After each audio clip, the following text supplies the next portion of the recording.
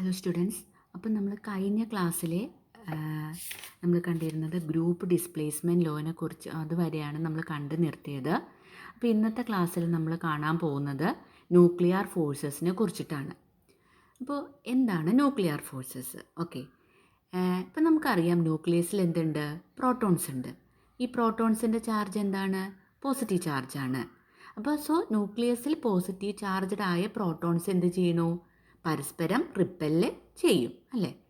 ഇത്തരത്തിലുള്ള ഒരു റിപ്പൽസീവ് ഫോഴ്സിനെ കൗണ്ടർ ചെയ്യാൻ വേണ്ടിയിട്ട് എക്സെപ്ഷണലായിട്ടുള്ള അട്രാക്റ്റീവ് ഫോഴ്സസ് ഈ ന്യൂക്ലിയോൺസ് തമ്മിൽ ഉണ്ടാവും. ഇതിനെയാണ് നമ്മൾ എന്ത് പറയുന്നത്? ന്യൂക്ലിയർ ഫോഴ്സസ് എന്ന് പറയുന്നത്. ഓക്കെ, അപ്പോൾ ന്യൂക്ലിയസിൽ പ്രോട്ടോൺസ് ഉണ്ട്. പ്രോട്ടോൺസ് പോസിറ്റീവ് ചാർജാണ്, അപ്പോൾ അതിന് റിപ്പൽഷനാണ് സംഭവിക്കുക. പക്ഷേ ഈ റിപ്പൽസീവ് ഫോഴ്സസിനെ കൗണ്ടർ ചെയ്യാനായിട്ട് എക്സംഷനിലായിട്ടുള്ള അട്രാക്റ്റീവ് ഫോഴ്സസ് ഈ ന്യൂക്ലിയോൺസ് തമ്മിലുണ്ട്. ഇതിനെയാണ് നമ്മൾ ന്യൂക്ലിയർ ഫോഴ്സസ് എന്ന് പറയുന്നത്. അപ്പോൾ എന്താണ് ന്യൂക്ലിയർ ഫോഴ്സസ് എന്ന് പറഞ്ഞാൽ? The attractive forces which bind the nucleons together, അതിനെയാണ് ന്യൂക്ലിയർ ഫോഴ്സസ് എന്ന് പറയുന്നത്. അപ്പോൾ ഒരു ന്യൂക്ലിയസ് സ്റ്റേബിൾ ആവണമെങ്കിൽ വേണ്ടത് എന്താണെന്ന് വെച്ചാൽ this attractive forces within the nucleus should be greater than the repulsive forces. ഇനിയിപ്പോൾ അല്ലെങ്കിൽ എന്ത് സംഭവിക്കും? Otherwise the nucleus would be unstable. അങ്ങനെ ന്യൂക്ലിയസ് സ്പോണ്ടേനിയസ് ആയിട്ടുള്ള ഡിസൻറ്റഗ്രേഷൻ ന്യൂക്ലിയസിന് സംഭവിക്കുന്നു. അപ്പോൾ ന്യൂക്ലിയസ് സ്റ്റേബിൾ ആവണമെങ്കിൽ എന്ത് വേണം? ഈ അട്രാക്റ്റീവ് ഫോഴ്സസ് ഉണ്ടല്ലോ, it should be greater than the attractive forces within the nucleus should be greater than the repulsive forces. Okay, otherwise the nucleus would be unstable and it would undergo spontaneous disintegration. ഇനി ഈ nuclear attractive forces ഇല്ലേ, അപ്പോൾ ഇതൊരിക്കലും electrostatic nature അല്ല, അതിൻ്റെ ചാർജിനെ depend ചെയ്തിട്ടല്ല. Because there are no oppositely charged particles in the nucleus. ഈ ന്യൂക്ലിയർ ഫോഴ്സസ് എന്ന് പറയുന്നത് ഒരിക്കലും ന്യൂക്ലിയർ അട്രാക്റ്റീവ് ഫോഴ്സസ് എന്ന് പറയുന്നത് ഒരിക്കലും എന്തല്ല, ഇലക്ട്രോസ്റ്റാറ്റിക് ഇൻ നേച്ചർ അല്ല. Because there are no oppositely charged particles in the nucleus. പിന്നെ എന്താണ് ഈ ന്യൂക്ലിയർ ഫോഴ്സസ് എന്നൊക്കെ പറഞ്ഞാൽ? അത് ഷോർട്ട് റേഞ്ച് ഫോഴ്സസ് ആണ്. അതിനെ വളരെ small distance, about 1 to 3 femtometre അത്ര മാത്രമേ അതിനെ ആക്ട് ചെയ്യാനായിട്ട് സാധിക്കുള്ളൂ. അപ്പോൾ ഈ ന്യൂക്ലിയർ ഫോഴ്സസ് എന്നൊക്കെ പറഞ്ഞാൽ അത് വളരെ ഷോർട്ട് റേഞ്ച് ഫോഴ്സാണ്. മാത്രമല്ല ഓരോ ന്യൂക്ലിയോണിനും അതിനെ അട്രാക്ട് ചെയ്യാൻ പറ്റുന്നത് അതിൻ്റെ ഇമ്മീഡിയറ്റ് വിസിനിറ്റിയിലുള്ള പാർട്ടിക്കിൾസിനെ മാത്രമേ അട്രാക്ട് ചെയ്യാൻ പറ്റുള്ളൂ. And they cannot interact with distant ones. ദൂരെയുള്ള സാധനത്തിനെ ഒന്നും ആയിട്ട് ഇൻട്രാക്ട് ചെയ്യാൻ പറ്റില്ല. ഇമ്മീഡിയറ്റ് വിസിനിറ്റിയിലുള്ള പാർട്ടിക്കിൾസിനെ മാത്രമേ ഒരു ന്യൂക്ലിയോണിന് എന്ത് ചെയ്യാൻ പറ്റുള്ളൂ? അട്രാക്ട് ചെയ്യാനായിട്ട് സാധിക്കുള്ളൂ. So it can be said that these nuclear forces show saturation character. എന്ന് വെച്ചാൽ അതിനൊരു ലിമിറ്റ് ഉണ്ട്. അടുത്തുള്ള പാർട്ടിക്കിൾസിനായിട്ട് മാത്രമാണ് അട്രാക്റ്റീവ് ഫോഴ്സ് വരുന്നുള്ളൂ. അതുകൊണ്ടാണ് പറയുന്നത് the nuclear forces show saturation character എന്ന്. ഓക്കെ, ഇനി ന്യൂക്ലിയർ ഫോഴ്സസ് ഞാൻ പറഞ്ഞു ന്യൂക്ലിയോൺസിൻ്റെ ചാർജിനെ ഒന്നും ഡിപ്പെൻഡ് ആവണമെന്നില്ല. അപ്പോൾ എല്ലാ പാർട്ടിക്കിൾസിനും അത് സെയിം ആയിരിക്കും. പല പല ന്യൂക്ലിയോൺ പെയേഴ്സ് ഉണ്ടല്ലോ. അപ്പോൾ ന്യൂക്ലിയസിൽ നമുക്കറിയാം പ്രോട്ടോൺസും ന്യൂട്രോൺസും ഉണ്ട്. അപ്പോൾ ന്യൂട്രോൺ തമ്മിലുള്ള അട്രാക്ഷൻ ആയാലും ന്യൂട്രോൺ പ്രോട്ടോൺ ആണെങ്കിലും ഒക്കെ ഈ ന്യൂക്ലിയർ ഫോഴ്സസിൻ്റെ എക്സ്റ്റെൻഡ് എന്തായിരിക്കും? സെയിം ആയിരിക്കും for all the 3 types of nucleon pairs. ഇനി ഇത്തരത്തിലുള്ള ഷോർട്ട് റേഞ്ച് അട്രാക്റ്റീവ് ഫോഴ്സസ് ന്യൂക്ലിയോൺസിനെ ബൈൻഡ് ചെയ്യണമെന്ന് പറഞ്ഞു. അത് എങ്ങനെയാണ് എറൈസ് ചെയ്യുന്നതെന്ന് ഒരു ജപ്പാനീസ് ഫിസിസിസ്റ്റ് ഉണ്ട്, യുക്കാവ. അദ്ദേഹം പറഞ്ഞിട്ടുണ്ട്. അദ്ദേഹം അതിനെ എക്സ്പ്ലെയിൻ ചെയ്തിട്ടുണ്ട്. അതിനെ പറയുന്നത് ഒരു മീസോൺ എക്സ്ചേഞ്ച് തിയറി എന്നാണ്. മീസോൺ എക്സ്ചേഞ്ച് തിയറി വെച്ചിട്ടാണ് ഇത്തരത്തിലുള്ള ഷോർട്ട് റേഞ്ച് ഫോഴ്സസ് ന്യൂക്ലിയോൺസിനെ ബൈൻഡ് ചെയ്യണോ എന്നുള്ളത് ജപ്പാനീസ് ഫിസിസിസ്റ്റ് ആയിട്ടുള്ള യുക്കാവ എന്ന് പറയുന്ന സയൻറ്റിസ്റ്റ് 1935 പ്രപ്പോസ് ചെയ്തത്. And this meson exchange interactions എന്ന് പറയുന്നത് കൈൻഡ് ഓഫ് എക്സ്ചേഞ്ച് ഫോഴ്സസ് ആണ്. അതിനെക്കുറിച്ച് നമുക്ക് ഡീറ്റെയിൽഡ് ആയിട്ട് കാണാൻ പോവാണ്. According to Yukawa's meson field theory, Yukawa's meson field theory എന്നും പറയുന്നു, അതുപോലെ തന്നെ മീസോൺ തിയറി എന്നും പറയുന്നു ഓഫ് ന്യൂക്ലിയോൺ ഫോഴ്സസ്. അതായത് ഈ ന്യൂക്ലിയർ പാർട്ടിക്കിൾസ് ഒക്കെ തമ്മിലെ പൈ മീസോൺ എന്ന് പറയുന്ന പാർട്ടിക്കിളിൻ്റെ എക്സ്ചേഞ്ച് ആണ് നടത്തുന്നത്. അപ്പോൾ നൈബറിങ് ആയിട്ടുള്ള ന്യൂക്ലിയോൺസ് ഉണ്ട് ഓരോ ന്യൂക്ലിയസിലും, അല്ലേ? അപ്പോൾ അത് തമ്മിൽ എന്താണ് എക്സ്ചേഞ്ച് ചെയ്യുന്നത്? പൈ മീസോൺ അല്ലെങ്കിൽ പയോൺ എന്ന് പറയുന്ന ന്യൂക്ലിയർ പാർട്ടിക്കിളിനെ റാപ്പിഡായിട്ട് എക്സ്ചേഞ്ച് ചെയ്യാണ് നടക്കുന്നത്. അത്തരത്തിലാണ് ഇത്തരത്തിലുള്ള short range attractive forces arise ചെയ്യുന്നത്. അപ്പോൾ പയോൺസ് എന്ന് പറയുന്നത് പലതരത്തിലുള്ള ചാർജുള്ളതുണ്ട്. പൈ പ്ലസ് ഉണ്ട്, അത് പോസിറ്റീവാണ്, പോസിറ്റീവ് പയോൺ ഉണ്ട്. അതുപോലെ നെഗറ്റീവ് പയോൺ ഉണ്ട്, അതുപോലെ ന്യൂട്രൽ പയോണും ഉണ്ട്. ഇനി പോസിറ്റീവ് പയോണിൻ്റെ മാസ് ഏകദേശം 273 times that of an electron ആണ്. നെഗറ്റീവ് പയോണിൻ്റെ അത് 273 times that of an electron ആണ്. ഇനി ന്യൂട്രൽ പയോണിൻ്റെ ആണെങ്കിൽ 264 ടൈംസ് ദാറ്റ് ഓഫ് ആൻ ഇലക്ട്രോണിൻ്റെ ആണ്. അപ്പോൾ ഇത്തരത്തിലുള്ള ഈ പയോൺ പാർട്ടിക്കിൾസിൻ്റെ എക്സ്ചേഞ്ച് വഴിയാണ് എന്ത് സംഭവിക്കുന്നത്, ഇത്തരത്തിലുള്ള ന്യൂക്ലിയർ ഫോഴ്സസ് എറൈസ് ചെയ്യുന്നതിനെ കുറിച്ചിട്ടുള്ള എക്സ്പ്ലനേഷനുകളാണ് ഇവിടെ പറയുന്നത്. ഓക്കെ, സോ ദിസ് അപ്പോൾ ഒരു ന്യൂട്രോൺ അതൊരു ഇത്തരത്തിലുള്ള ഈ കാര്യങ്ങൾ നോക്കിയാൽ മതി. അപ്പോൾ നിങ്ങൾക്ക് മനസ്സിലാവും ഇവിടെ കാണിച്ചിരിക്കുന്നത് ഒരു ന്യൂട്രോൺ കണ്ടോ, ഒരു ന്യൂട്രോൺ അതൊരു നെഗറ്റീവ് പയോണിനെ എന്ത് ചെയ്യാണ്, എമിറ്റ് ചെയ്യാണ് ചെയ്യുന്നത്.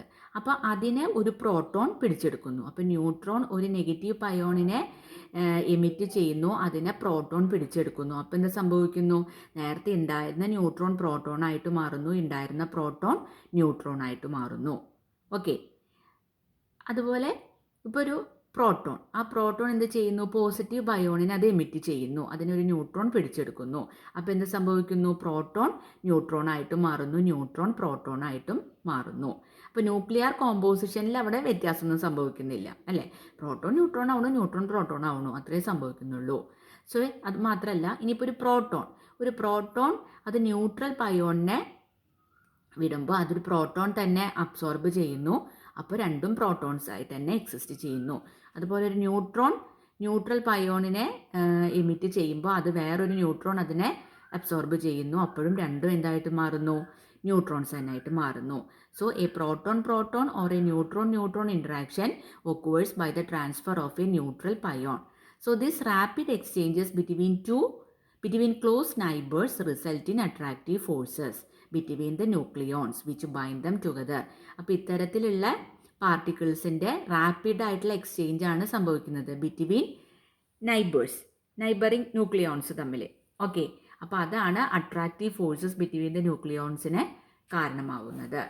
Okay, so the nucleons are thus in a meson field theory through which they interact with each other. അപ്പോൾ ന്യൂക്ലിയോൺസ് മീസോൺ ഫീൽഡ് തിയറി വഴിയാണ് ഇങ്ങനെ ഇൻട്രാക്ട് ചെയ്യുന്നതെന്ന് കണ്ടുപിടിച്ചു.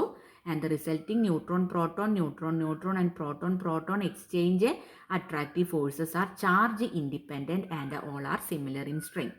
അപ്പോൾ എല്ലാതും ചാർജ് ഇൻഡിപെൻഡൻ്റ് ആണ്, എല്ലാത്തിനും സെയിം സ്ട്രെങ്ത്തും ആണ്. അപ്പോൾ ഇവിടുത്തെ കൺവേർഷനുകൾ കൃത്യമായിട്ട് അറിയണം. അപ്പോൾ എക്സ്പ്ലെയിൻ യുക്കാവാസ് മീസോൺ ഫീൽഡ് തിയറി എന്നൊക്കെ പറഞ്ഞ് ചോദിക്കാറുള്ളതാണ്.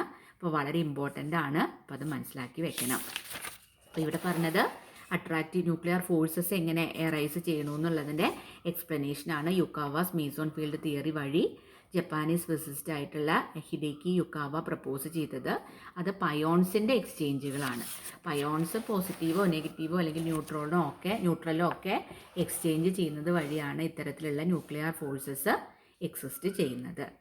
ഓക്കെ, ഇനി next neutron to proton ratio or N/P ratio. അപ്പോൾ ന്യൂട്രോൺ പ്രോട്ടോൺ തമ്മിൽ ആ എണ്ണത്തിൻ്റെ റേഷ്യോ അല്ലെങ്കിൽ N/P റേഷ്യോ അല്ലെങ്കിൽ N/Z റേഷ്യോ, അതായത് പ്രോട്ടോണിൻ്റെ നമ്പറാണ് അറ്റോമിക് നമ്പർ അല്ലേ, അപ്പോൾ അതുകൊണ്ടാണ് N/P റേഷ്യോ അല്ലെങ്കിൽ N/Z റേഷ്യോ എന്ന് പറയുന്നത്.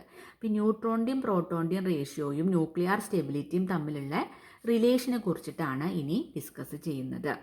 ഓക്കെ, അപ്പോൾ ഒരു അറ്റോമിക് ന്യൂക്ലിയസിൻ്റെ സ്റ്റെബിലിറ്റി എന്ന് പറയുന്നത് ഡിറ്റർമിൻ ചെയ്യുന്നത് അതിൽ എത്രമാത്രം ന്യൂട്രോൺസ് ഉണ്ട്, എത്രമാത്രം പ്രോട്ടോൺസ് ഉണ്ട് എന്നതിനെ ആശ്രയിച്ചിട്ടാണ്. ഓക്കെ, അപ്പോൾ വളരെ ഇമ്പോർട്ടൻ്റ് ആയിട്ടുള്ള റിലേഷൻഷിപ്പ് ഉണ്ട് എന്ത്, ന്യൂക്ലിയർ സ്റ്റെബിലിറ്റിയും അതുപോലെ ന്യൂട്രോൺ പ്രോട്ടോൺ റേഷ്യോയും തമ്മിൽ. ഓക്കെ, ഇനി ഇപ്പോൾ സ്റ്റേബിൾ ആയിട്ടുള്ള ന്യൂക്ലൈഡ്സ് ആണെന്ന് വിചാരിക്കുക, അറ്റോമിക് നമ്പർ 29 വരെയുള്ള സ്റ്റേബിൾ ആയിട്ടുള്ള ന്യൂക്ലൈഡ്സ് ആണെങ്കിൽ അവരുടെ ന്യൂട്രോൺ പ്രോട്ടോൺ റേഷ്യോ എന്ന് പറയുന്നത് N/P റേഷ്യോ എന്ന് പറയുന്നത് ഏകദേശം 1ൻ്റെ അടുത്തായിരിക്കും ഉണ്ടാവുക. അപ്പോൾ for stable nuclides of atomic number up to 29 the N/P ratio will be close to 1. അതായത് number of neutrons will be equal to the number of protons. Okay, അപ്പോൾ ഇത് പറഞ്ഞിരിക്കുന്നത് ഏതിൻ്റെ കേസിലാണ്, അറ്റോമിക് നമ്പർ 29 വരെയുള്ളതിൻ്റെ കേസിലാണ്.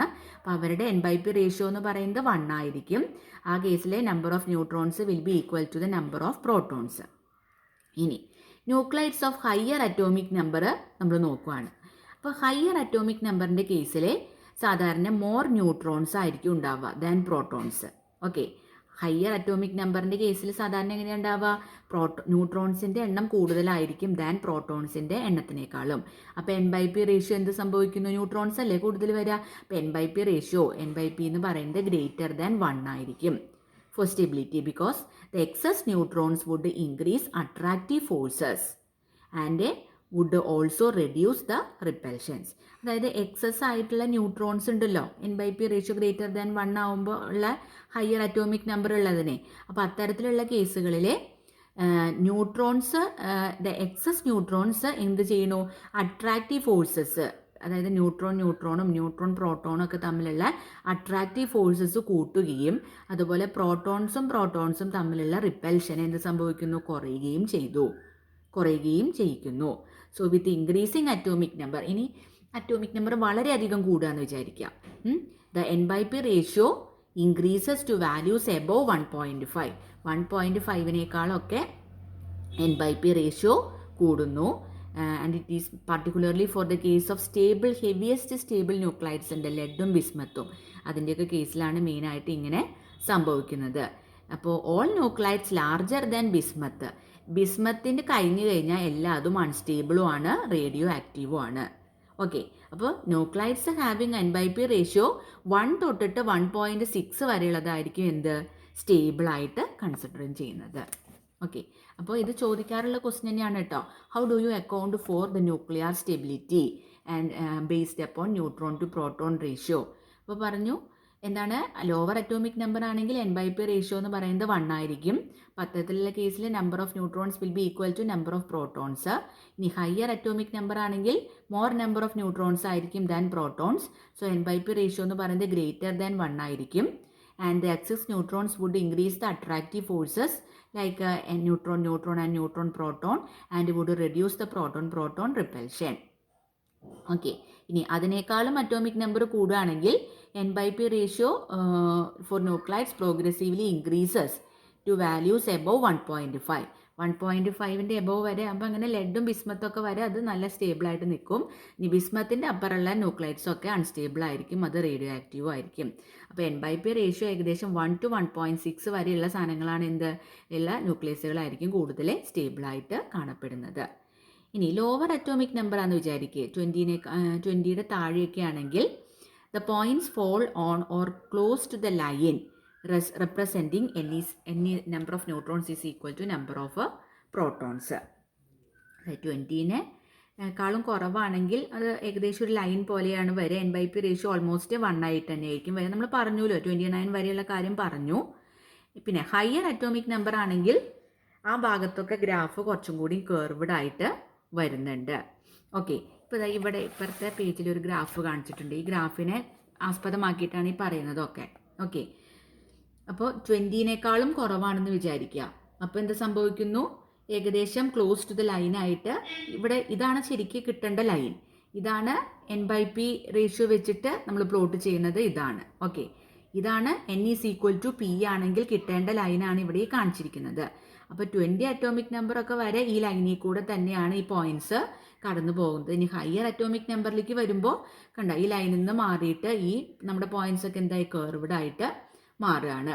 ഓക്കെ. അപ്പോൾ ഇവിടെ എന്താ കാണുന്നത്? ഇതാണ് റീജിയൻ ഓഫ് സ്റ്റെബിലിറ്റി അല്ലെങ്കിൽ ബെൽറ്റ് ഓഫ് സ്റ്റെബിലിറ്റി എന്ന് പറയുന്നത്. കുറച്ചും കൂടി കേർവ്ഡ് ആയിട്ട് വരുന്നു. Okay. And for any nuclides whose N/P ratio fall outside the belt, ഈ ബെൽറ്റിൻ്റെ അപ്പുറം ഇപ്പുറമൊക്കെ നിൽക്കുകയാണ് N/P റേഷ്യോ എങ്കിൽ അത് അൺസ്റ്റേബിൾ ആയിരിക്കും. അത് സ്പോണ്ടേനിയസ് റേഡിയോ ആക്റ്റീവ് ഡിസൻറ്റഗ്രേഷൻ നടക്കും ചെയ്തിട്ട് ഒരു ഫേവറബിൾ ആയിട്ടുള്ള N/P റേഷ്യോ ആയിട്ട് മാറുന്നു. ഇതാണ് നമ്മുടെ ബെൽറ്റ്. ഈ ബെൽറ്റിൻ്റെ അപ്പുറം ഇപ്പുറമൊക്കെ ആയിട്ട് വരികയാണെങ്കിൽ അത് അൺസ്റ്റേബിൾ ആണ്. അപ്പോൾ അത് ഡിസൻറ്റഗ്രേഷൻ നടന്നിട്ട് ഫേവറബിൾ ആയിട്ടുള്ള N/P റേഷ്യോ ആയിട്ട് നമുക്ക് കിട്ടുന്നുണ്ട്. ഓക്കെ. ഇനി ഇവിടെ കുറച്ച് എക്സാമ്പിൾസ് പറയുന്നുണ്ട്. ഇപ്പോൾ ആൽഫ DK ആണ് ഈ പാർട്ടിക്കിളിന് അൺസ്റ്റേബിൾ ആണ് ഇത്. അപ്പോൾ എന്ത് സംഭവിക്കുന്നു? ആൽഫ DK കഴിഞ്ഞിട്ട്, അപ്പോൾ ആൽഫ DK എന്ന് പറഞ്ഞാൽ അറ്റോമിക് നമ്പർ കുറഞ്ഞു, 2 കുറഞ്ഞു, മാസ് നമ്പർ 4 കുറഞ്ഞു, അങ്ങനെ സ്റ്റേബിൾ ആയിട്ടുള്ളതായിട്ട് മാറുന്നു, സ്റ്റേബിൾ ആയിട്ടുള്ള ന്യൂക്ലിയസ് ആയിട്ട് മാറുന്നു. അതുപോലെ ബീറ്റ പാർട്ടിക്കിൾ എമിഷനും നടക്കാം. ഓക്കെ. അതായത് ഇവിടെ അങ്ങനത്തെ ഒരു എമിഷനാണ് നടന്നത്, എന്നിട്ട് അത് സ്റ്റേബിൾ സോണിൻ്റെ എലമെൻ്റ് ആയിട്ട് മാറുന്നു.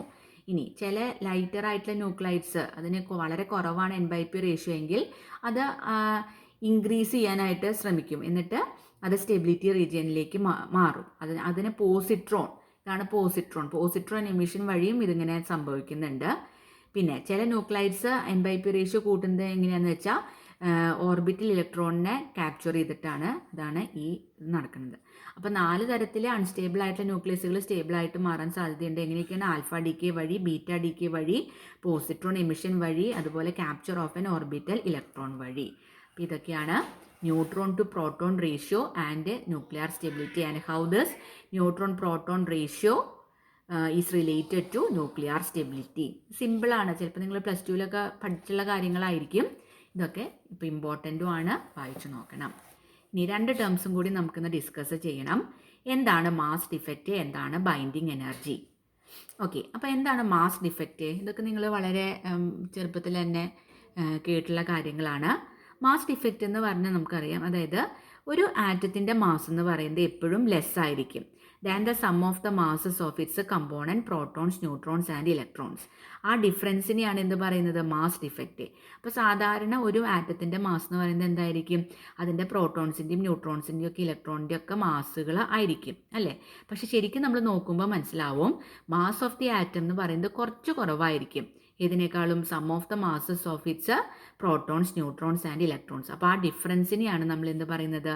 മാസ് ഡിഫക്റ്റ് എന്ന് പറയുന്നത്. So the mass defect is equal to the mass lost. Mass നഷ്ടപ്പെട്ടതാണത് അല്ലേ? Mass lost as an equivalent amount of energy during the formation of a given nucleus from the component nucleons. Component ന്യൂക്ലിയോൺസിൽ നിന്നും ഒരു nucleus form ചെയ്തപ്പോൾ അത് loss ചെയ്ത mass equivalent of amount of energy, അതിനെയാണ് mass defect എന്ന് പറയുന്നത്. So what is meant by mass defect? Mass defect is equal to the mass lost as an equivalent amount of energy during the formation of a nucleus from the component nucleons. ഇനി mass ഡിഫക്റ്റിനെ express ചെയ്യുന്നതാണ് mass defect. Delta M is equal to M dash minus M. അപ്പോൾ M എന്ന് പറയുന്നത് എന്താണ്? അതായത് നമുക്കറിയാം atom of the mass എപ്പോഴും ലെസ് ആണെന്ന് പറഞ്ഞു അല്ലേ? അപ്പോൾ എം എന്ന് പറഞ്ഞാൽ ആറ്റം ഓഫ് ദ മാസ് ആണ്. എം ഡാഷ് എന്ന് പറഞ്ഞാൽ എന്താണ്? പ്രോട്ടോൺസിൻ്റെയും ഇലക്ട്രോൺസിൻ്റെയും ന്യൂട്രോൺസിൻ്റെയും ഒക്കെ എണ്ണം അനുസരിച്ച് നമ്മൾ ന്യൂക്ലിയസിൻ്റെ മാസ് കാൽക്കുലേറ്റ് ചെയ്തതാണ്. അപ്പോൾ അതാണ് മാസ് ഡിഫക്റ്റ്. അപ്പോൾ എം ഡാഷ് എന്താണ്? എം എന്താണ്? എം എന്ന് പറഞ്ഞാൽ actual mass of the suspected mass of the atom ആണ്. എം ഡാഷ് എന്ന് പറഞ്ഞാലോ എം എന്ന് പറഞ്ഞാൽ മാസ് ഓഫ് ദി ആറ്റം, നമുക്ക് ആറ്റത്തിന് കിട്ടണ മാസ്. എം ഡാഷ് എന്ന് പറഞ്ഞാലോ sum of the masses of its component protons, neutrons and electrons. അപ്പോൾ അത് നമ്മുടെ ഡിഫറൻസ് ആണ് എന്ത്? മാസ് ഡിഫക്റ്റ് എന്ന് പറയുന്നത്. അപ്പോൾ delta M is equal to M dash. M ഡാഷിന് പകരം ദാ Z M P E plus Z M E plus A minus Z into M N minus M എന്ന് പറയുന്നത് നമ്മുടെ ആറ്റത്തിൻ്റെ മാസ്. ഇതൊക്കെ പ്രോട്ടോൺസിൻ്റെയും ഇലക്ട്രോൺസിൻ്റെയും ന്യൂട്രോൺസിൻ്റെയും ഒക്കെ മാസ് അനുസരിച്ച് നമ്മൾ ആറ്റത്തിൻ്റെ മാസ് കാൽക്കുലേറ്റ് ചെയ്യുന്നത്. So delta M is equal to Z M P plus Z M E, അതിന് നമുക്ക് സെഡ് എം എച്ച് എന്ന് കൊടുക്കാം, plus A minus Z into M N minus M. M H എന്ന് പറഞ്ഞാൽ മാസ് ഓഫ് ദി ഹൈഡ്രജൻ ആറ്റാണ്. ഇനി അത് എന്തിനോട് ഈക്വൽ ആയിരിക്കും? മാസ് ഓഫ് ദി പ്രോട്ടോണിനോടും മാസ് ഓഫ് ദി ഇലക്ട്രോണിനോടും ഈക്വൽ ആയിരിക്കും. അതുകൊണ്ടാണ് ഈ സെഡിനെ നമ്മൾ കോമൺ ആയിട്ട് എടുത്ത് M P plus M E എന്ന് വരില്ല, അതിന് നമ്മൾ എം എച്ച് എന്ന് കൊടുത്തു. അപ്പോൾ ഇതും നിങ്ങൾക്ക് ഇക്വേഷനായിട്ട് എഴുതാൻ അറിഞ്ഞിരിക്കണം. അപ്പം മാസ് ഡിഫക്റ്റ് എന്താണെന്ന് ചോദിക്കും. അപ്പോൾ അതിൻ്റെ ഡെഫിനിഷൻ എഴുതുക. Delta M is equal to M dash minus M എന്ന് കൊടുക്കുക. എം ഡാഷ് എന്താണ്, എം എന്താണ് എന്നുള്ളത് സ്പെസിഫൈ ചെയ്ത് എഴുതണം. എന്നാൽ മാത്രമേ ഫുൾ മാർക്ക് കിട്ടുള്ളൂ. നിങ്ങൾക്ക് ആ കാര്യങ്ങൾ കൃത്യമായിട്ട് അറിയാമെന്ന് നിങ്ങൾ വാലുവേറ്റ് ചെയ്യുന്ന ആളിനെ മനസ്സിലാക്കിപ്പിക്കണം. ഇപ്പോൾ വെറുതെ delta M is equal to M dash minus M എന്ന് മാത്രം എഴുതിയിട്ട് കാര്യമില്ല. അപ്പോൾ എം ഡാഷ് എന്താണ്, എം എന്താണ് എന്ന് നിങ്ങൾക്ക് കൃത്യമായിട്ട് അറിയാമെന്നുള്ളത് അവിടെ സ്പെസിഫൈ ചെയ്യണം. അതിനുവേണ്ടി ഇതും കൂടി ജസ്റ്റ് നിങ്ങൾ എഴുതി വെക്കണം. ഇനി എന്താണ് ബൈൻഡിങ് എനർജി എന്ന് പറഞ്ഞാൽ? അപ്പോൾ ആ മാസ് കുറച്ച് ലൂസ് ചെയ്തു എന്ന് പറഞ്ഞില്ലേ മാസ് ഡിഫക്റ്റ് ആയിട്ട്, അതിനെ നമ്മൾ എനർജി ആയിട്ട് കൺവേർട്ട് ചെയ്യാണ് using the Einstein's mass energy relation. Okay, അത് അങ്ങനെ നമ്മൾ കാൽക്കുലേറ്റ് ചെയ്തെടുക്കുമ്പോൾ അതിനെയാണ് നമ്മൾ എന്ത് പറയുന്നത്? ബൈൻഡിങ് എനർജി എന്ന് പറയുന്നത്. So what is meant by binding energy? The mass lost in the formation of a nucleus is converted into energy. അപ്പോൾ ആ മാസ് ലോസ്റ്റ് ചെയ്തതിനെ എന്ത് ആക്കി മാറ്റുന്നു? എനർജി ആക്കിയിട്ട് മാറ്റുന്നു. In accordance with Einstein's mass energy relationship. നമ്മൾക്കറിയാം is equal to mc². അതാണ് എയിൻസ്റ്റീൻ്റെ മാസ് എനർജി റിലേഷൻഷിപ്പ്.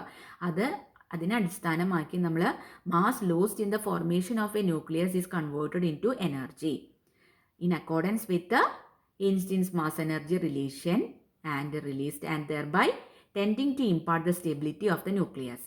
അപ്പോൾ അത് വെച്ച് നമുക്ക് ന്യൂക്ലിയസിൻ്റെ സ്റ്റെബിലിറ്റീനെ നമുക്ക് പ്രിഡിക്റ്റ് ചെയ്യാൻ പറ്റുന്നു. So an input of the same amount of energy referred to as binding energy would be required to decompose the nucleus into its component nucleons. ഇപ്പോൾ ഒരു ന്യൂക്ലിയസിനെ നമ്മൾ ഡീകമ്പോസ് ചെയ്ത് ന്യൂക്ലിയോൺസ് ആക്കി മാറ്റണമെങ്കിൽ ഈ ബൈൻഡിങ് എനർജിയോട് തുല്യമായ എനർജീനെ തന്നെ നമ്മൾ എന്ത് ചെയ്യണം? ഇൻപുട്ടായിട്ട് ന്യൂക്ലിയസിന് കൊടുക്കണം. So what is meant by binding energy of the nucleus? The energy released in the formation of a nucleus from its component nucleons is called the binding energy of the nucleus. So what is meant by binding energy of the nucleus? The energy released in the formation of a nucleus from its component nucleons is called the binding energy of the nucleus. അപ്പോൾ binding energy of the nucleus calculate ചെയ്യുന്നത് delta M into c². Okay, ഇപ്പോൾ delta M എന്ന് പറയുന്നത് എന്താണ്? Mass defect. Mass defect നമുക്ക് കണ്ടുപിടിക്കാനുള്ള equation നമ്മൾ മുൻപ് പഠിച്ചു അല്ലേ?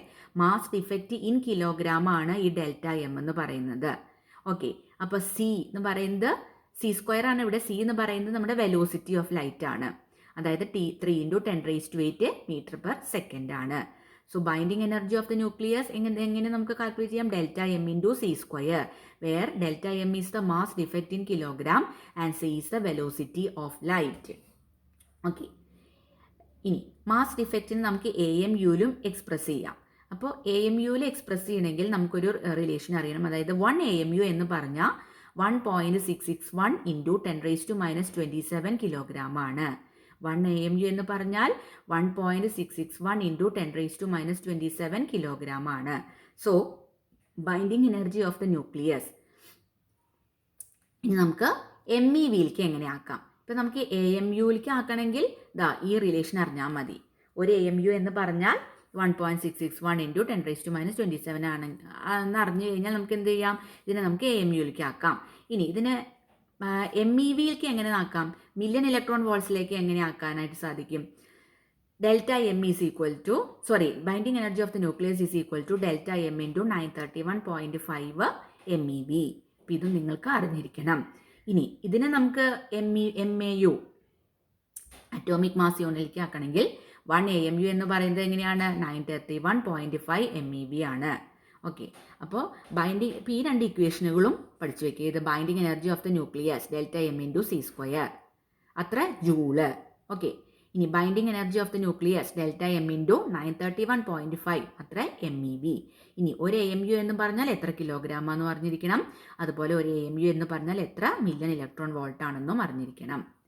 ഇനി ഈ ബൈൻഡിങ് എനർജിയില്ലേ, ടോട്ടൽ ബൈൻഡിങ് എനർജിയില്ലേ നമ്മുടെ ന്യൂക്ലിയസിൻ്റെ, അത് നമ്മുടെ ന്യൂക്ലിയോൺസിനൊക്കെ ഡിവൈഡ് ചെയ്ത് കൊടുക്കാം. അതിലുള്ള ന്യൂക്ലിയസിലുള്ള ന്യൂക്ലിയോൺസിനൊക്കെ ഡിവൈഡ് ചെയ്ത് കൊടുക്കാം. അങ്ങനെ കിട്ടുന്നതിനെയാണ് എന്ത് പറയുന്നത്? Average binding energy per nucleon എന്ന് പറയുന്നത്. So the total binding energy of the nucleus when divided by the number of nucleons present in it gives the average binding energy per nucleon. So average binding energy per nucleon എന്ന് പറഞ്ഞാൽ total binding energy divide by number of nucleons. അപ്പോൾ ഓരോ ന്യൂക്ലിയോണിൻ്റെയും binding energy നമുക്ക് കണ്ടുപിടിക്കാനുള്ള ഇക്വേഷനാണ്. ഇതൊക്കെ important ആണ് കേട്ടോ. Binding energy per nucleon കണ്ടുപിടിക്കണമെങ്കിൽ total binding energy divided by number of nucleons. അപ്പോൾ ഈ വാല്യൂ എന്ന് പറയുന്നത് ഒരു ന്യൂക്ലിയർ സ്റ്റെബിലിറ്റിയുടെ ഒരു വാല്യൂം കൂടിയിട്ടാണ് നമ്മുടെ ബൈൻഡിങ് എനർജി പെർ ന്യൂക്ലിയോൺ. അപ്പോൾ ബൈൻഡിങ് എനർജി പെർ ന്യൂക്ലിയോൺ കൂടുതലായി കഴിഞ്ഞാൽ സ്റ്റെബിലിറ്റി ഓഫ് ദ ന്യൂക്ലിയസ് എന്തായിരിക്കും? കൂടുതലായിരിക്കും. ബൈൻഡിങ് എനർജി പെർ ന്യൂക്ലിയോൺ കൂടുതലാണെങ്കിൽ ന്യൂക്ലിയർ സ്റ്റെബിലിറ്റിയും വളരെയധികം കൂടുതലായിരിക്കും. ഇനി ഇവിടെ ഒരു ഗ്രാഫ് കാണിച്ചിട്ടുണ്ട്. അതായത് ഇതെന്ന് പറയുന്നത് ബൈൻഡിങ് എനർജി പെർ ന്യൂക്ലിയോൺ, അത് മാസ് നമ്പറിനെ എഗെയിൻസ്റ്റ് ആയിട്ട് പ്ലോട്ട് ചെയ്തിരിക്കുകയാണ്. എന്താണ്? Binding energy per nucleon is plotted against mass number. Okay, പല പല ന്യൂക്ലൈഡ്സിനുള്ള ഇത് പ്ലോട്ട് ചെയ്തിരിക്കുകയാണ്. Binding energy per nucleon against mass number. അപ്പോൾ കുറേ കൺസിഡറബിൾ റേഞ്ച് ഓഫ് മാസ് നമ്പേഴ്സിനെ ഈ ബൈൻഡിങ് എനർജി പെർ ന്യൂക്ലിയോൺ എന്ന് പറയുന്നത് 8ൻ്റെ അടുത്തായിരിക്കും കിട്ടുക. ഓക്കെ, ഇനി മാക്സിമം ബൈൻഡിങ് എനർജി എന്ന് പറയുന്നത് ബ്രോഡ് മാക്സിമം ആയിട്ട് കിട്ടിയിരിക്കുന്നത് എവിടെയാണ് നോക്കൂ, 8.5 MeV/ന്യൂക്ലിയോൺ ആണ് കിട്ടുന്നത്. അത് ഏത് മാസ് നമ്പറിൻ്റെ റേഞ്ചിലാണ്? ഇങ്ങോട്ട് വരച്ച് നോക്കുക അല്ലേ. അപ്പോൾ ഏകദേശം 50 to 60 റേഞ്ചിലാണ് നമുക്ക് maximum binding energy per nucleon ആയിട്ടുള്ള 8.5 എന്ന് പറയുന്ന വാല്യൂ കിട്ടുന്നത്. അതിനുശേഷം എന്താ സംഭവിക്കുന്നത്? വാല്യൂ ഫോൾസ് കുറയാണ് towards higher mass numbers. Higher mass numbers വരുംതോറും വാല്യൂ കുറഞ്ഞ് വരികയാണ് ചെയ്യുന്നത്. ഇനി ലൈറ്റർ ന്യൂക്ലൈഡ്സുകൾ പറഞ്ഞിട്ടുണ്ട്. ഹീലിയം ഉണ്ട്, കാർബൺ ഉണ്ട്, ഓക്സിജൻ ഉണ്ട്. ഇതിനൊക്കെ relatively high values of binding energy per nucleon ആണ് അല്ലേ. ഓൾമോസ്റ്റ് 8ന്റെ അടുത്തൊക്കെ കിട്ടിയിട്ടുണ്ട്. അപ്പോൾ ഇതൊക്കെ ഇൻഡിക്കേറ്റ് ചെയ്യുന്നത് എന്താണ്? ഇതിൻ്റെ ഈ തരത്തിലുള്ള ന്യൂക്ലൈഡ്സ് ഒക്കെ ഹീലിയം ആണെങ്കിലും കാർബൺ ആണെങ്കിലും ഓക്സിജൻ ആണെങ്കിലും ഒക്കെ അത് സ്റ്റേബിൾ ആണെന്നാണ് പറയുന്നത്. അപ്പം മാക്സിമം കിട്ടുന്നത് അയേണിനാണ്. എബൌട്ട് 8.5 ഒക്കെ കിട്ടുന്നുണ്ട്. ഓക്കെ, അപ്പോൾ ഇതാണ് binding energy per nucleon against mass number. അപ്പോൾ ബൈൻഡിങ് എനർജി പെർ ന്യൂക്ലിയോൺ കൂടിക്കഴിഞ്ഞാൽ ന്യൂക്ലിയസിൻ്റെ സ്റ്റെബിലിറ്റിയും കൂടുന്നു. അപ്പോൾ ഇവിടെ കുറേ റേഞ്ചിലെ ബൈൻഡിങ് എനർജി പെർ ന്യൂക്ലിയോൺ എന്ന് പറയുന്നത് 8ന്റെ ഏകദേശം 8 MeVയുടെ ക്ലോസ് ആയിട്ടാണ് വരുന്നത്. ഇനി ബ്രോഡ് മാക്സിമം വരുന്നത് ഏകദേശം 8.5ലാണ് പെർ എനർജി പെർ ന്യൂക്ലിയോണിനാണ് വരുന്നത്. ഏകദേശം റേഞ്ച് മാസ് നമ്പർ 50 to 60ലാണ് ഈ maximum binding energy per nucleon നമുക്ക് കിട്ടുന്നത്. അതിനുശേഷം എന്ത് സംഭവിക്കുന്നു? വാല്യൂ കുറഞ്ഞു വരുന്നു towards the higher mass numbers. Okay, ഇനി ഇവിടുത്തെ കുറച്ച് ലൈറ്റർ ന്യൂക്ലൈഡ്സിൻ്റെ കാര്യങ്ങൾ കൊടുത്തിട്ടുണ്ട്, വാല്യൂസ് കൊടുത്തിട്ടുണ്ട്. അപ്പോൾ അതിനൊക്കെ റിലേറ്റീവ്ലി ഹൈ ആയിട്ടുള്ള ബൈൻഡിങ് എനർജീസ് ആണ് പെർ ന്യൂക്ലിയോൺ കിട്ടുന്നത്. അപ്പോൾ ഇതൊക്കെ ഇൻഡിക്കേറ്റ് ചെയ്യുന്നത് ഇത്തരത്തിലുള്ള ന്യൂക്ലൈഡ്സുകളൊക്കെ സ്റ്റേബിൾ ആണ്. അപ്പോൾ so this high values of binding energy per nucleon in the case of lighter nuclides such as helium, carbon and oxygen indicates their stability. Okay, അപ്പോൾ ഇതെല്ലാവരും വായിക്കും.